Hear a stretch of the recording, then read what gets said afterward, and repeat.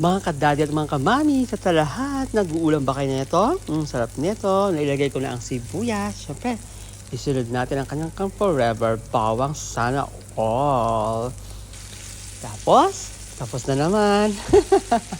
Nilagay ko na rin ang kamatis para mapalambot ko na rin.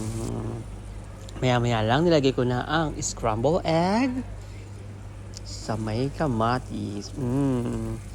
Konting halo-halo lang mga kadali at mga kamamis. At sa lahat, pang mabilis ang luto at nakakamis na ulam. Lalo na pag hindi mo inaaraw-araw. Omelette bang tawag? Bahala kayo dyan.